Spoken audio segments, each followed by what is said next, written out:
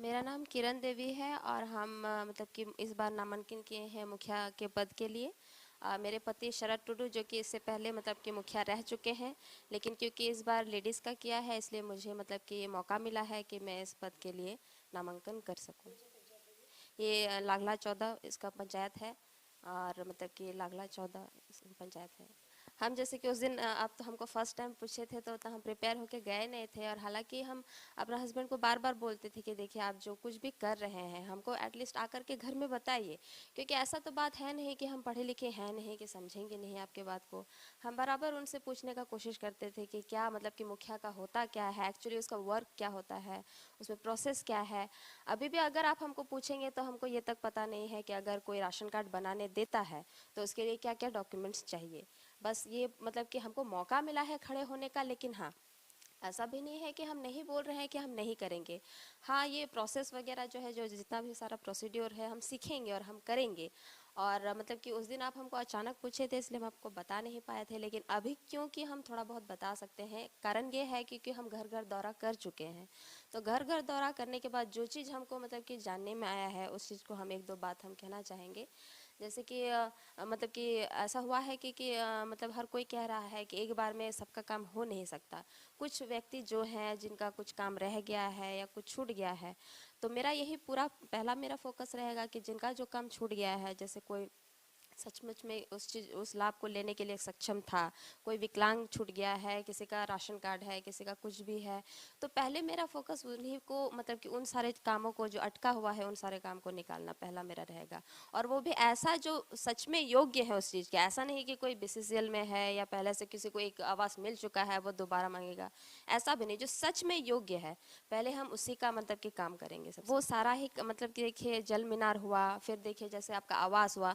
पहले जो हमारे कितना, हम नाम नहीं लेंगे, लेकिन पहले जो हमारे मुखिया थे मतलब कि तब बताया जा रहा है कि इतना काम नहीं हुआ था। आप मुझे लकी समझे कि जो कुछ समझे कि इतने बड़े स्कूल में हम फ्री में पढ़ के निकल गए, और बस इसी चीज़ का हम योगदान दे रहे हैं। आज आपके गांव को हम योगदान देना चाहते हैं कि जो कुछ भी हम वहाँ सीखे, अगर हमको मौका मिला तो हम गवर्नमेंट स्कूल में भी ज़रूर देंगे। और इस बीच मेरे पापा का मतलब कभी मेरे पापा को ये चीज़ नहीं लगा कि मेरे घर में पहली बेटी पैदा हुई है। वो हमेशा से खुश थे, लेकिन जब उन्होंने देखा कि इतने अच्छे स्कूल में इसका फ्री में एडमिशन हो गया है, अगर मेरा पहला बेटा होता, क्योंकि ये तो लड़की है निकल जाएगी कहीं और मतलब कि शादी करके चली जाएगी, तो उस बीच हम उस वक्त तो पापा को जवाब नहीं दे पाए कि पापा आपके घर बेटी पैदा क्यों नहीं हुई है। लेकिन आज अगर मेरे पापा हमको इस मतलब कि इस तरह देख रहे होंगे, तो आज उनको शायद बिना मेरे जवाब दिए ही उनको जवाब मिल गया होगा कि उनके घर में पहली संतान बेटी पैदा नहीं हुई, क्योंकि उसे इस गांव में मुखिया पद के लिए खड़ा होना था, उसे इस गांव के विकास के लिए योगदान देना था, इसलिए उसके घर में पहली संतान बेटा नहीं बेटी हुई थी। उसे आज इस अपने पति के साथ खड़ा होकर के पूरे मतलब कि गांव लाखला पंचायत का सब मतलब कि जितने भी व्यक्ति हैं सबका सबको साथ लेकर के चलना था, उनकी उम्मीदों पर खड़ा उतरना था, इसीलिए उनके घर पहली संतान एक बेटा नहीं एक बेटी हुई थी। तो प्लीज़ बेटी का सम्मान कीजिए, स्त्री का सम्मान कीजिए, क्योंकि हम खुद एक स्त्री है तो हम वुमेन एम्पावरमेंट को कैसे भूल जाएंगे। इसलिए ठीक है, आप लोग से यही उम्मीद है कि आप लोग हमको मेरा साथ दीजिए। और 1 से 12 हो गया तो 14 मतलब 14 हो गया, ये ईयर्स हो गया।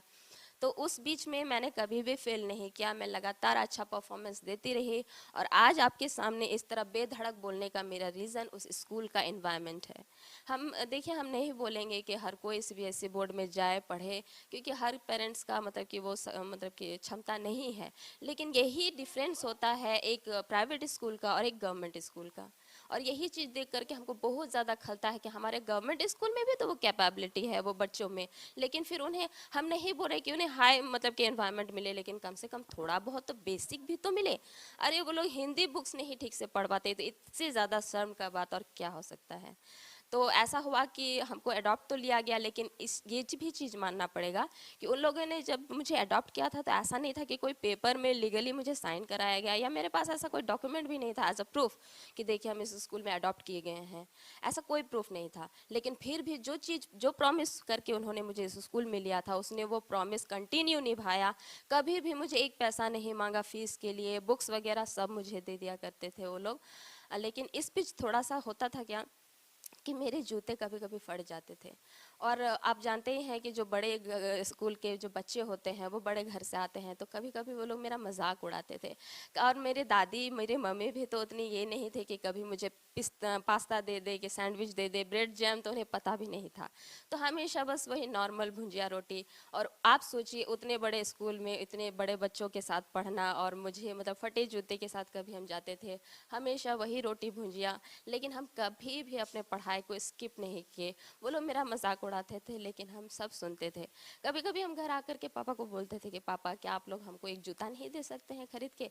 फिर पापा बोलते थे कि अरे बेटा तुमको जूता खरीद के दे देंगे। तो स्कूल वाला बोलेगा कि ओ तो अब तो ये लोग सक्षम है मतलब कि फीस देने के लिए भी, तो चलो इसको तो अब मतलब कि फ्री में नहीं पढ़ाते हैं, इससे पैसा लेते हैं। तो बस पापा का यही बात मान करके हम उनसे कभी भी जिद नहीं करते थे। पापा हमको एक ही चीज़ बोलते थे कि बेटा उनको जा कर के बोलो कि इस स्कूल में हम पढ़ने आते हैं, मेरा जूता पढ़ने नहीं आता है, इसलिए हमको देखो, मेरा जूता को मत देखो।